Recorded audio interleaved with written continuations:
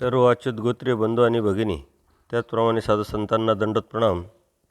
सर्वज्ञ श्रीचक्र प्रभूंनी अवतार घेतल्यानंतर या जीवाच्या हिताकारणे भल्या कारणे या अयोग्य जीवाला योग्य करण्यासाठी पूर्ण महाराष्ट्रात भ्रमण करून या अनंत लीळा परमेश्वरांनी केल्या. त्या लीळेमधून जो समज, बोध, जाणीव आपल्याला करून दिली, तो समज आपल्या जीवनात उतरून आपण परमेश्वराला प्राप्त करण्याचा प्रयत्न करत आहोत. परमेश्वर आता जालन्याला आहे आणि जालन्याला असताना आचार्य, महादाईसा हे सर्वच सद्भक्त जे आहे हे परमेश्वराच्या सन्निधानात आहे. आणि परमेश्वराने एक रहस्यमय आपल्या जीवनातलं परमेश्वरत्व सिद्ध करणारं, अर्थात पतित उठवण्याची जी लीळा आहे ती महादाईसाला सांगितली. त्यांना बोध नसल्यामुळं आश्चर्य वाटलं. श्री चांगदेव राऊळ हे जे आहे ते नाव त्यांनी ऐकलेलं असल्यामुळं द्वारकेला जाऊन आल्यानंतर तेच श्री चांगदेव राऊळ हेच आपले गोसावी आहे याची जाणीव मात्र त्यांना झालेली आहे. महादाईसाला असंच एकदा सर्वज्ञांना विनंती केली, जी मला भूक लागत नाही, अन्न पचत नाही म्हटले, तर मी आपणास उपहार करू का? ते म्हणतात, ठीक आहे, का उडदाचा समावेश असेल असा उपहार पदार्थाचा अन्नपचन होईल या अनुषंगाने महादाईसांनी देवाला विनंती करून उपहार केला. आता ह्या ज्या लीळा आहे ह्या लीळा आपल्या समोर आल्यानंतर तिथं देवाच्या सन्निधानात असताना महादाईसांनी देवाला विचारलं, देवानी विनंतीचा स्वीकार केला. याचा अर्थ आपण ह्या लीळेचं प्रमाण घेऊन मग आपल्याला अपचन झालं, मग आपणही देवाला कुठंतरी उपहार दाखवू आणि मग आपण बरं होऊ. ती या भावक्रिया आहे. ह्या भावक्रियेचा स्वीकार होत नाही. आपली भाव असतो, श्रद्धा असते, ही ठीक आहे, परंतु परमेश्वरांनी सांगितलेलं प्रत्यक्ष त्या महादाईसांना तेच जर आपण केलं तर त्यातून मात्र महादाईसाला जसा रिझल्ट भेटला तसं आपल्याला भेटेल याची काही गॅरंटी नाही. तर ह्या भावक्रिया असतात, त्याच्यामुळं त्याचं कोणतंही प्रमाण घेऊन आपण काही करणं हे चुकीचं आहे, अन्यथा ज्ञान आहे. आणि त्यानंतर एके दिवशी महादाईसांनी सर्वज्ञांना उपहारासाठी विनंती केली. सर्वज्ञांनी त्यांच्या विनंतीचा स्वीकार केला. महादाईसांनी उपहारात मुख्यत्वे उडदाच्या वड्यांचं प्रमाण ठेवून इतर पदार्थांचंही भोजन निष्पन्न केलं. सर्वज्ञांचा पूजा अवसर झाला. बाईसांनी ताट केलं, सर्व भक्तजनांना वाढलं आणि देवालाही वाढले. सर्वज्ञ वासनावर उपिष्ट झालेले होते. सर्वांच्या ताटाचं देवाने अवलोकन केलं. त्यांच्या लक्षात आलं की जे उडदाचे वडे केलेले आहे ते सर्वांच्या ताटात आहे, परंतु महादाईसाच्या ताटात नाही. आणि त्यामुळं देव बाईसांना म्हणतात, बाई, या सर्वांच्या ताटात वडे आहेत आणि यांच्या ताटात नाही आहे. महादाईसाला विचारतं, तुमच्या ताटात वडे दिसत नाही. तर महादाईसांनी, जी मी द्वारकेला गेले होते तिथे मला वातामुळे त्रास झाला, सूळ उठला, त्यामुळं मला अन्न पचत नाही. उडदाचं जे आहे ते कोणत्या पदार्थ मला त्रास देतात आणि म्हणून मी ते खात नाही. आणि मग सर्वज्ञांनी आपल्या ताटातलं प्रसाद म्हणून एक वडा त्यांना दिला आणि महादाईसांनी सर्वज्ञांच्या ताटात आणखीन एक वडा वाढला बाईसांनी. त्या अशा पद्धतीनं आरोग्याना करताना सर्वज्ञांनी महादाईसाचं अवलोकन केलं तर ते वडे खात होते. बाईसांना देवाने पुन्हा सांगितलं की यांना अजून वडे वाढा. त्या पद्धतीनं बाईसांनीही महादाईसांना आणखीन वडे वाढले आणि त्यांनी जेवण केल्यानंतर आस्थेनं चौकशी केली देवानी. सर्वज्ञांची आरोग्याना झाली, सर्वांचं जेवण झालं, गुळाविडा झाला आणि तेव्हापासून महादाईसाचा जो त्रास आहे तो निघून गेला. अर्थात एक मानसिकता असते, एखाद्या व्यक्तीनं एक ठरवलेलं असतं, कधीतरी एखाद्या गोष्टीचा त्रास झाला की त्याला असं वाटतं की मला या गोष्टीचा त्रास होतो आणि तो कायमस्वरूपी त्याच्या मनामध्ये तो माइंड सेट करून टाकतो की या गोष्टीचा मला त्रास होतो आहे, मग आता मी ते नाकारावं, ते मी स्वीकारू नये. आणि तो सांगत सुटतो का मला या गोष्टीचा त्रास होतो, मला या गोष्टीचा त्रास होतो. असं नकारात्मक बोलत असताना त्याचा माइंड सेट झाल्यानंतर ती मानसिकता त्याची तयार होते आणि मग त्यांनी गृहीत धरलेलं असतं का मला याचा त्रास होतो, त्यामुळं मी हे करत नाही. महादाईसाच्या मनात तेच आहे. द्वारकेला जाताना, द्वारकेवरून येताना त्या आजारी पडल्या, तब्येत बरी नाही, सूळ उठला आणि त्यांच्या मनात आलं की मी काय खाल्लं होतं जेणेकरून मला हा त्रास झाला, आणि त्याच वेळेस योगायोगाने हे उडदाचे वडे वगैरे खाल्लेले असतील आणि म्हणून तिच्या मनात ते पक्कं झालं आणि तेव्हापासून तिनं ते बरेच दिवस ते अन्न किंवा तो पदार्थ खाल्ला नाही. आणि त्यामुळं तिच्या मनामध्ये एक भीती निर्माण झाली, एक न्यूनगंड निर्माण झाला आणि तेच देवाला तिनं सांगितलं. सांगितल्यानंतर देवाने स्वतः जेव्हा तिला वाढलं आणि अजूनही वाढलं तर तो त्रास आपोआप निघून गेला. अर्थात परमेश्वराचं सामर्थ्य तर आहेच, परंतु परमेश्वरही वेळोवेळी अशा भक्तांची मानसिकता जी आहे ती काढून टाकण्याचं काम करत असतात.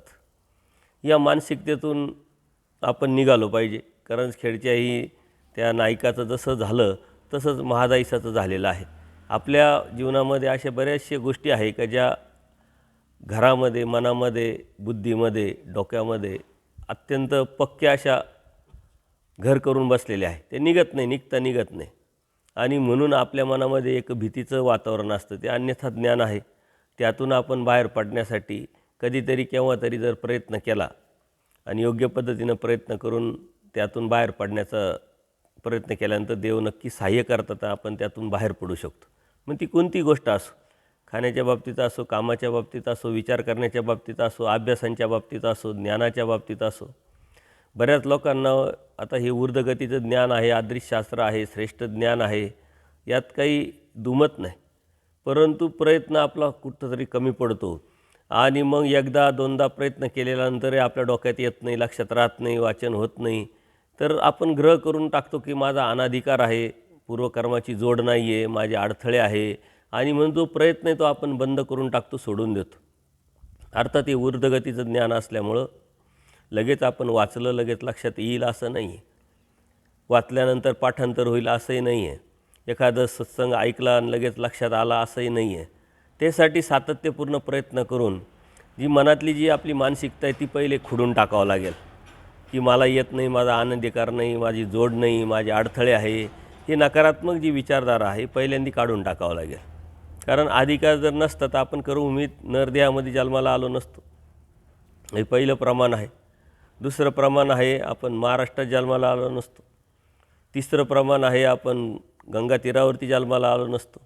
चौथं अत्यंत महत्त्वाचं प्रमाण आहे आपल्याला बोध झाला नसता, परमेश्वराच्या ह्या ज्ञानामध्ये, परमेश्वराच्या धर्मामध्ये आपण आलो नसतो.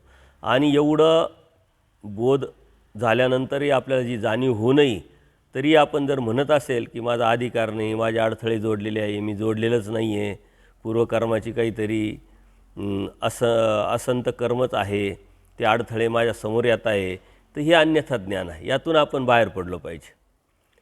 अनाधिकार आणि अधिकार हा कॅपॅसिटीशी मर्यादित गोष्ट आहे.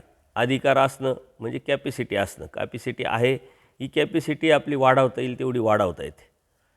त्याच्यासाठी प्रयत्न, त्यासाठी कष्ट आणि मनाची तयारी जर असेल तर आपण अभ्यासही करू शकतो, आचारही करू शकतो, ते समजूनही घेऊ शकतो, जाणूनही घेऊ शकतो.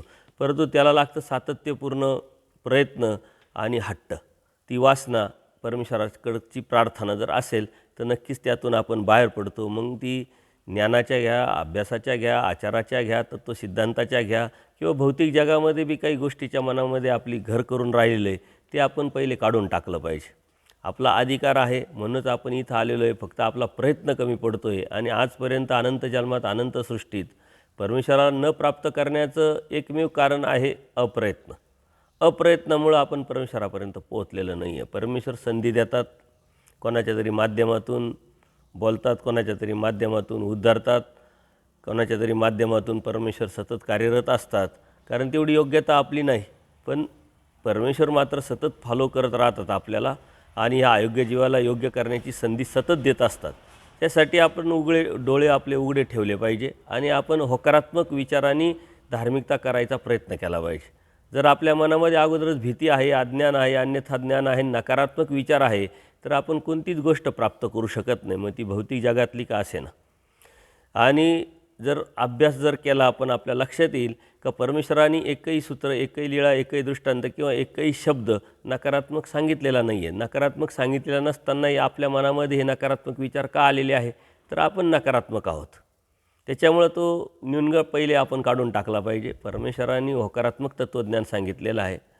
ह्या अविद्या अनादि अविद्यायुक्त असलेल्या जीवाला, अनंत दोष असलेल्या निरानंद जीवाला आनंद देण्यासाठी परमेश्वराने हे मिशन आपल्या हाती घेतलेलं आहे. याचं एकमेव कारण आहे का हा जीव सर्वाधिकारी आहे. जर जीव सर्वाधिकारी आहे तर मग आपल्यामध्ये अधिकार नाही हे म्हणण्याचं धाडस आपण का करतो आहे? फक्त आणि फक्त अज्ञान. देवाने तर जीव सर्वाधिकारी सांगितलेले आहे. जर अधिकार असताना मग आपल्या मनामध्ये ही जो न्यूनगंड आहे, ही भीती आहे, ही निवळ मानसिकता आहे, ती आपण काढून टाकली पाहिजे. आणि अशा लेण्यांमधून परमेश्वर आपल्याला तेच सांगतात, तेच समज देतात. महादाईसाईच्या मनामध्ये तेच एक मानसिकता होती का मी हे खाल्लं तर मला त्रास होईल, मला असा असा त्रास झालेला होता. तर तेच घर करून राहिल्यामुळं परमेश्वरांनी स्वतः तिला एक धाडस दिलं आणि त्यातून तिला बाहेर काढलं. तसंच आपल्यालाही बोधाद्वारे परमेश्वरांनी एक धाडस दिलेलं आहे. आपल्या बाबतीत परमेश्वरांनी मात्र पॉझिटिव्ह विचार केलेला आहे. निरानंद जीव आहे परंतु आनंदाला पात्र होऊ शकतो, याच्यामध्ये अधिकार आहे. यांनी जर प्रयत्न केला तर मी सहाय्य करेन, या अयोग्य जीवाला मी योग्य करेल, असं परमेश्वर स्पष्ट सांगत असताना आपल्या मनामध्ये याच्या नकारात्मक विचारधारा आहे, या येतात कुठून? तर आपण योग्य पद्धतीने यथार्थ पद्धतीनं अभ्यास करत नाही, यथार्थ व्यक्तीकडून मार्गदर्शन घेत नाही आणि सर्वात मेन म्हणजे त्याचं आपण चिंतन करत नाही. त्यामुळं आपल्या मनामध्ये या गोष्टी आहे आणि अनेक सद्भक्त या नकारात्मक विचारामुळं धर्मापासून दूर गेलेले आहे. धर्मापासून दूर जाऊन योग्य ठिकाणी न येता जिथं आहे तिथंच अडकून पडलेले आहे. ते बाहेर पडण्याची किंवा प्रतिकारता त्यांची वाढतच नाही. याचं एकमेव कारण आहे का मनातला न्यूनगंड, तो आपण काढून टाकला पाहिजे. पॉझिटिव्ह विचार केला पाहिजे आणि परमेश्वराने जर आपल्याला निवड केलेली आहे याचा अर्थ आपण त्या गोष्टीला पात्र आहोत, म्हणून परमेश्वराने आपल्याला आनंद देण्यासाठी निवड केलेली आहे. जर पात्र असताना आपण अपात्र आहे असं म्हणणं म्हणजे परमेश्वराने जो आशावाद निर्माण करून हे सारं रचलेलं आहे, सृष्टी रचून स्वतः अवतार घेऊन देवतेला कामाला लावून आपल्याला बोध दिला, हे निष्फळ आणि वाया जाऊ शकतं. आणि म्हणून परमेश्वराने आपली निवड केली, यातच सर्व काही आलं आणि म्हणून आपल्या मनातून ही न्यूनगंड आपण काढून टाकला पाहिजे. एका दिवशी असंच परमेश्वराचं वृंदावन करण्याची प्रवृत्ती झाली. अर्थात परमेश्वराला वृंदावन करणं काय, मठ बांधणं काय, त्याच्याशी काही मतलब नाही. परंतु ह्या अयोग्य जीवाला योग्य करण्यासाठी कोणत्या तरी माध्यमातून त्या जीवाला दर्शन देणं, अयोग्य जीवाला योग्य करणं, त्याचा कर्मनाश करणं, त्याला ज्ञानाला प्रेमाला पात्र करणं आणि त्या जो कन्वेचा आहे त्याला येनकेन प्रकारे स्वतःजवळ आणणं किंवा स्वतः त्याच्याजवळ जाणं, हेच परमेश्वराचं मिशन आहे. परमेश्वराचं कारण एकमेव आहे अवताराचं. या सृष्टीमध्ये परमेश्वर अवतार का घेतात? फक्त आणि फक्त या जीवाचा उद्धार करण्यासाठी. दुसरं कोणताही उद्देश नाही आहे, दुसरं कोणतंही ध्येय नाही आहे परमेश्वरा. म्हणून जो योग्य जीव आहे, जो कन्वेचा जीव आहे, जो जोडलेला आहे परमेश्वराला पूर्व श्रमातून कशाच्या तरी माध्यमातून, त्या जीवाला परमेश्वराला दर्शन देणं आणि मग त्याचं कारण कोणतंही असू शकतं. आता वृंदावन करण्याची प्रवृत्ती झाली. तिथे अंगणात पडझड झालेलं एक वृंदावन होतं. ते पाहून सर्वजणांनी इथे वृंदावन करावं अशी माझी इच्छा आहे, एक प्रवृत्ती आहे. भक्तजनाने ते ऐकलं आणि एका भक्तजनाने सांगितलं का देवा, एक तुळशीया म्हणजे त्याचं नाव आहे, तुळशी वृंदावन बांधणारा तुळशीया, तर एक चांगलं वृंदावन करता येतं म्हणले, तो टेंभुर्णीला असतो. आता भक्तांना माहीत असतं कोणत्या गावात कोण काय करतो, त्या पद्धतीनं देवाला ती प्रवृत्ती निर्माण झाली आहे. आणि एक भक्त त्यांना सांगतात की तो तुळशीया जो आहे एक टेंभुर्णीला असतो, तो खूप चांगलं बांधतो. मग देव म्हणतात जा त्याला बोलून आणा म्हटले, वानऱ्या यांना बोलवा जा म्हटले. आचार्यांना कामाला लावलं देवानी. त्याच्याकडे ते गेले आचार्य, आणण्यासाठी टेंभुर्णीला गेले. तिथं तुळशीयाला भेटले आणि त्याला सांगितलं का गोसाव्यांना वृंदावन बांधण्याची प्रवृत्ती झालेली आहे, तर तुम्हाला त्यांनी बोलवलं आहे.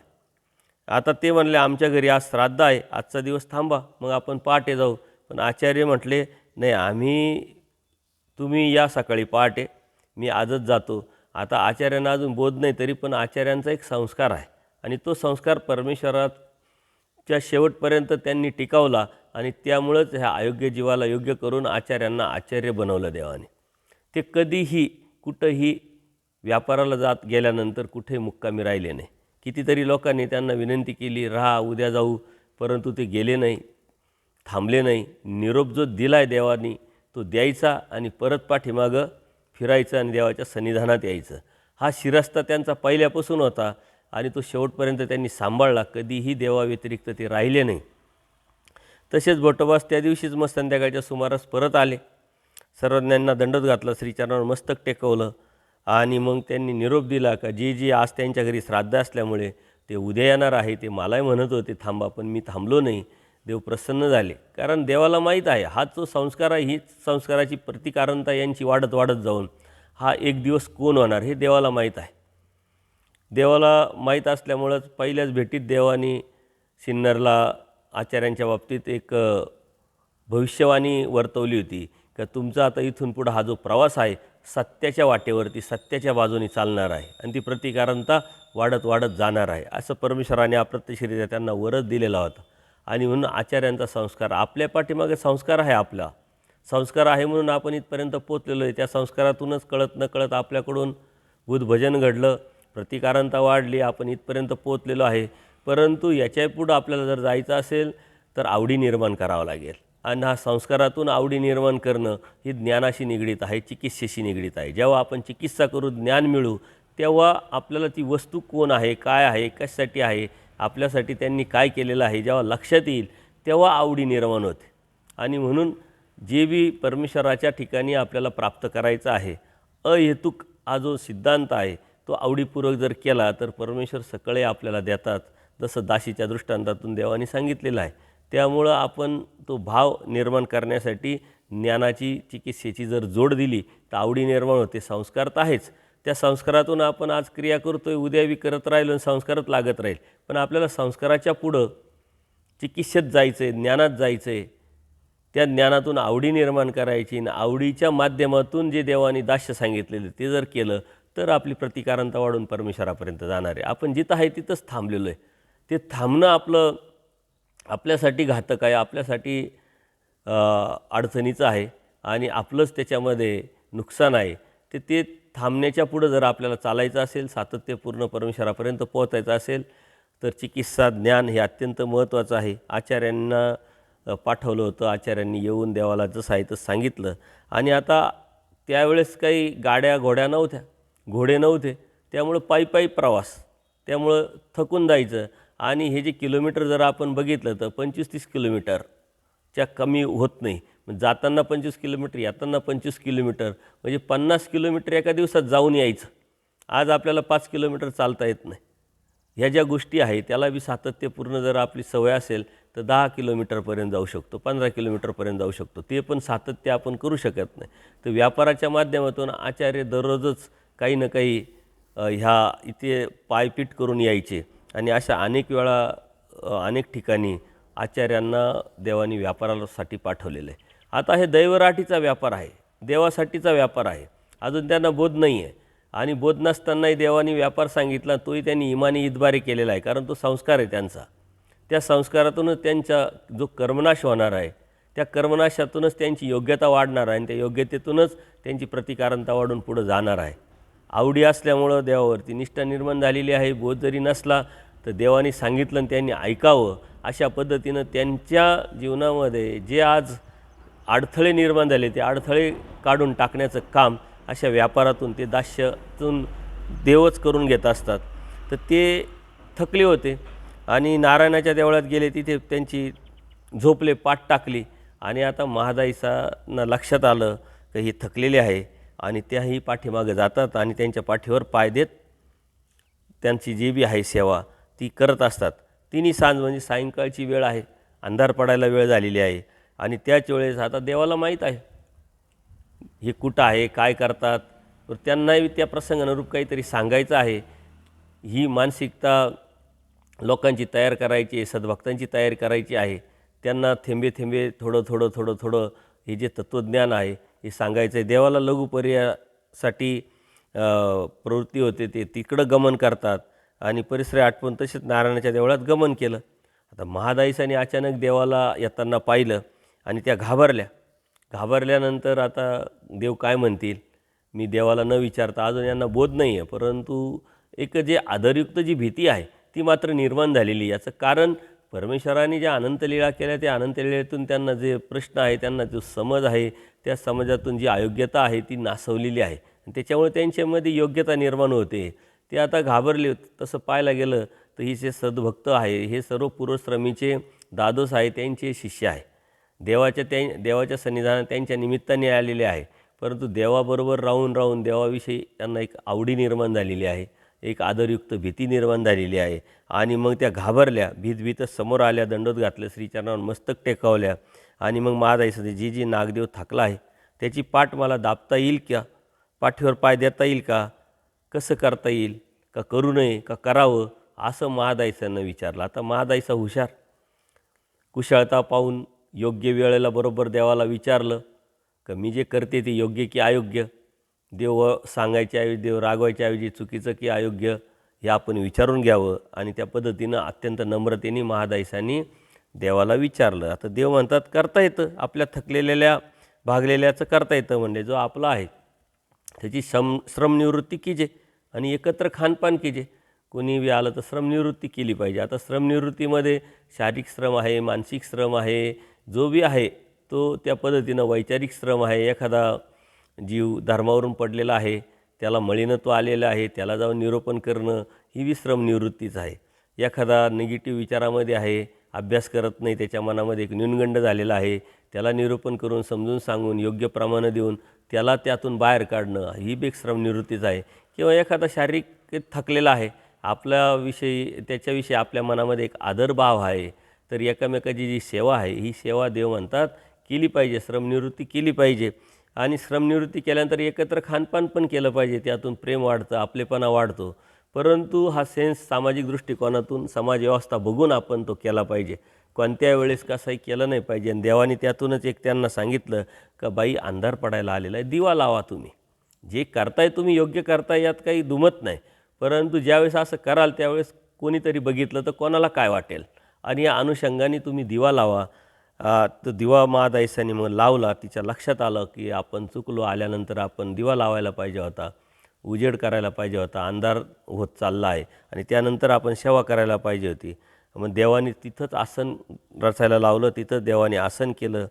सर्वज्ञानी महादाईसांच्या भट्टोबासांचं देवानी स्वतः महादाईसांच्या माध्यमातून हातपाय पाठ व्यवस्थित दाबली. त्यामुळे भट्टोबासांचा सुद्धा थकवा तर गेलाच गेला, परंतु त्यांना बरं वाटलं सर्वज्ञांनी.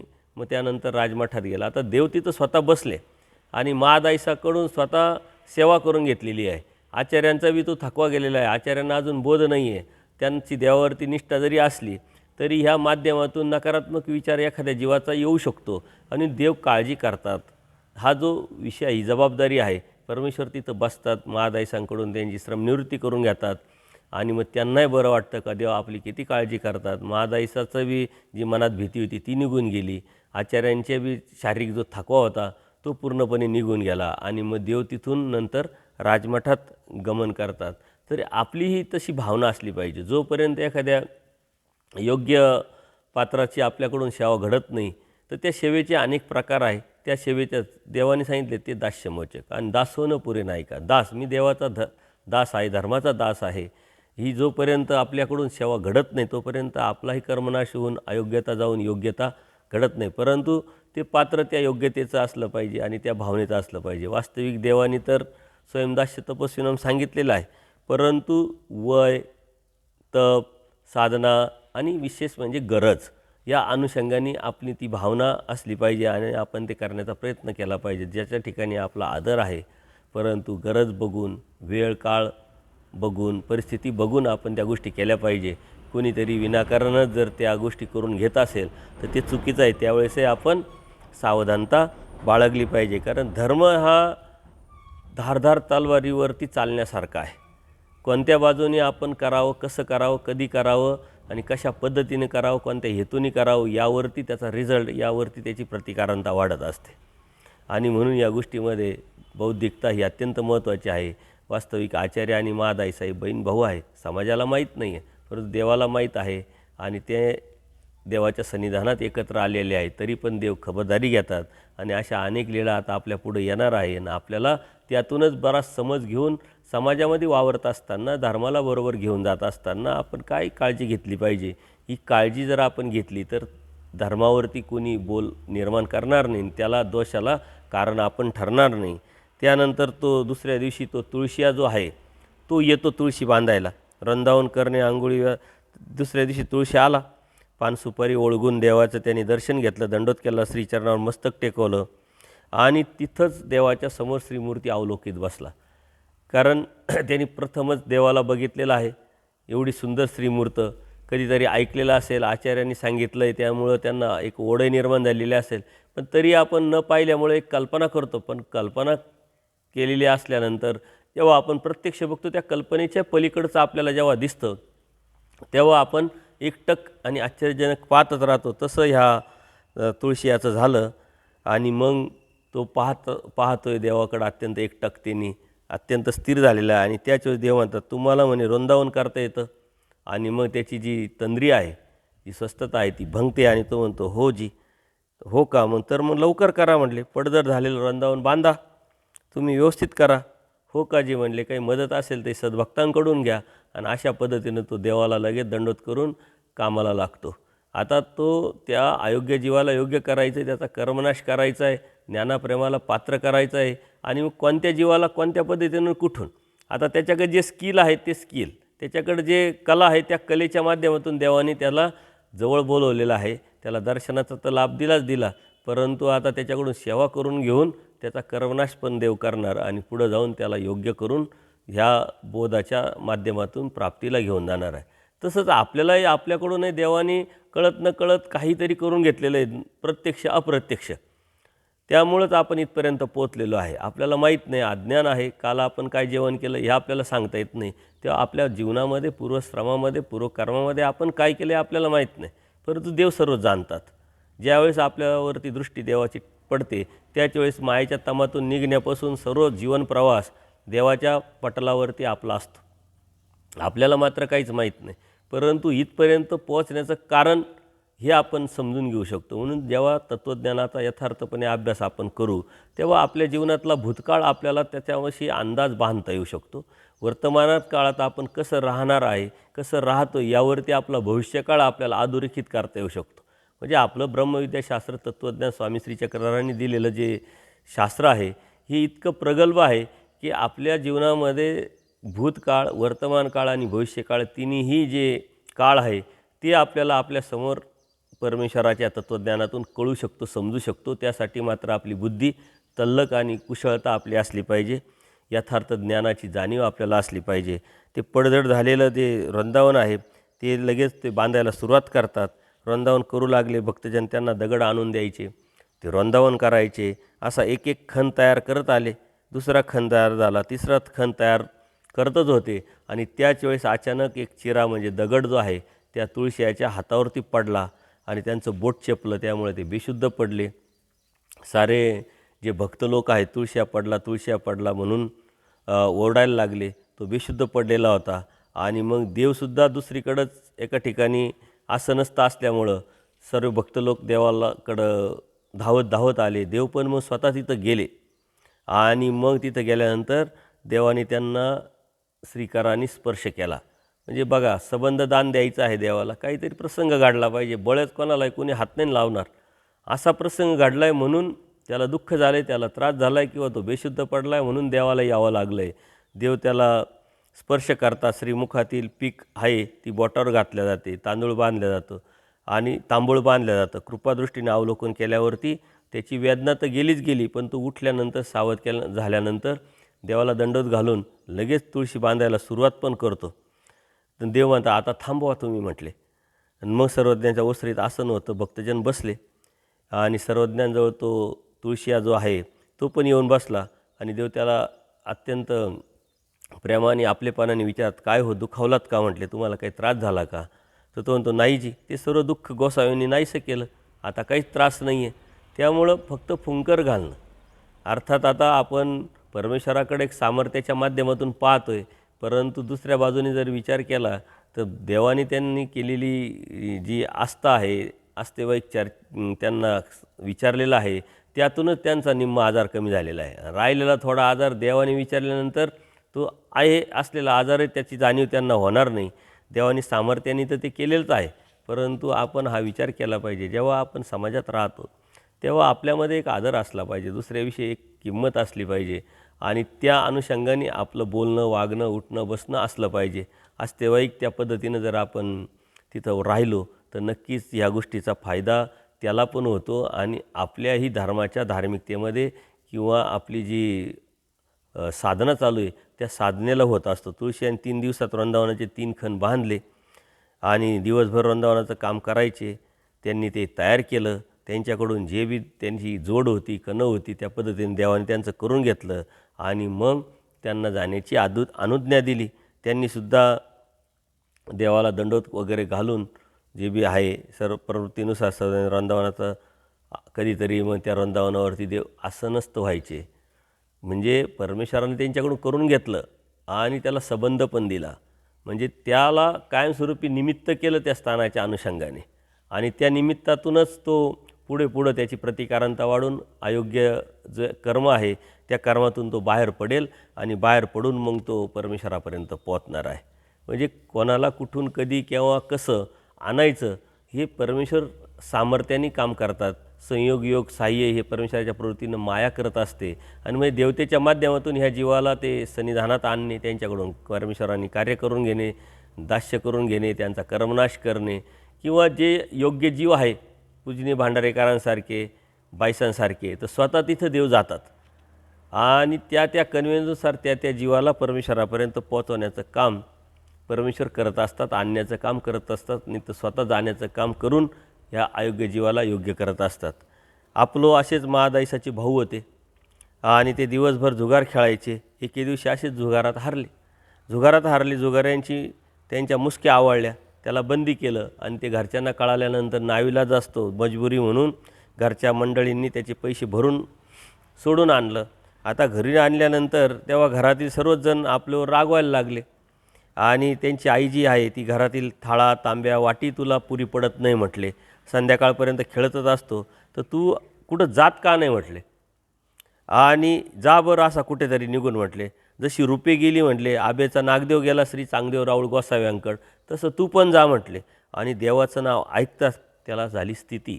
बघा देव कुठं आहे, तो कुठं आहे, प्रसंग काय आहे आणि त्या प्रसंगानं ते नाव ऐकताच त्याला स्थिती झाल्यानंतर तो जो त्या स्थितीच्या भरात निघाला तर सर्वज्ञांच्या दर्शनासाठी तो रात्रभर चालत आला.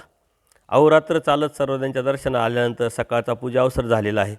सर्वांगांना चंदन कपाळावर चंदनाचा आडवा टिळा श्रीकंठात फुलांची माळ असं पूजन केलेल्या अवस्थेत परमेश्वर आसनस्थ आहे आणि त्याच वेळेस सर्वज्ञांना दर्शनासाठी तो आपलो आला. आपलोनी सर्वज्ञांना पाहिल्याबरोबर दंडोत घातले, श्रीचरणावर मस्तक टेकवलं आणि समोरच कावराबावरा होऊन बसला. कारण त्याची पहिलीच वेळ होती, एवढा रात्रभर चालत आलेला होता आणि अपोलोला अचानक महादाईसाने पाहिल्यावर तिला आश्चर्य वाटलं की अचानक आला कसा, तू असा का बरे, घरातील सर्व मंडळी बरी आहे का, तू बोलत का नाहीस. तिला वाटलं काहीतरी आगटीत घडलं आणि हा निरोप घेऊनच आलेला आहे आणि तो कावराबावरा झालेला होता, घाबरलेला होता.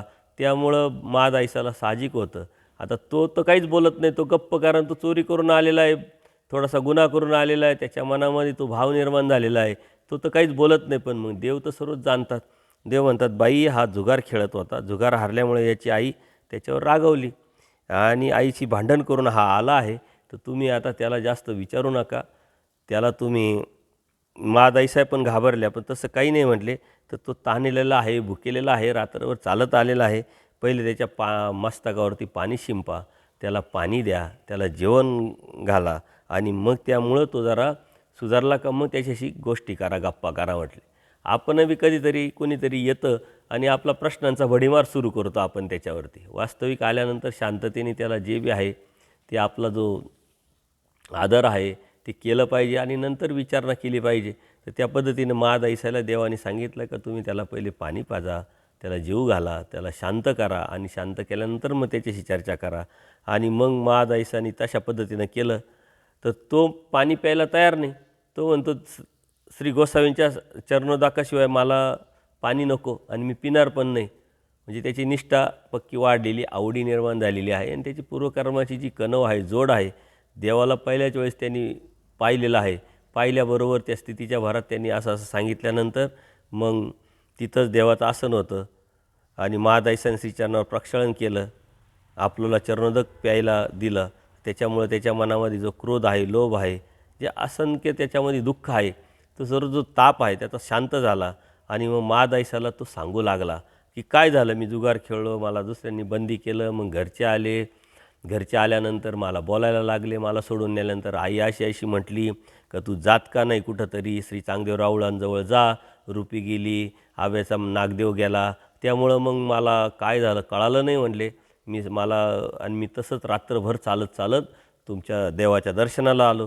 त्यांनी सर्व सांगितलं. ऑलरेडी ती स्थिती झालेली होती. ते महादायीच्या लक्षात आलं.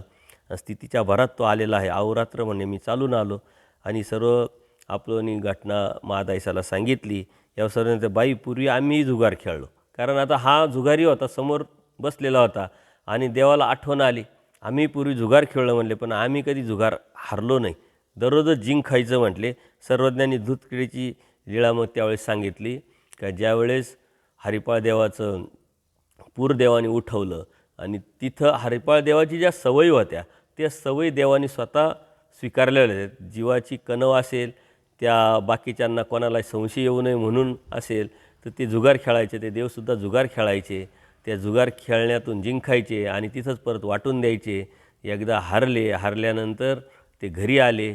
आपल्या पत्नीकडं सोनं मागितलं, ती नाही म्हटली आणि त्याचंच निमित्त करून देव तिथून निघाले, महाराष्ट्रात आले आणि आपल्याला भेटले.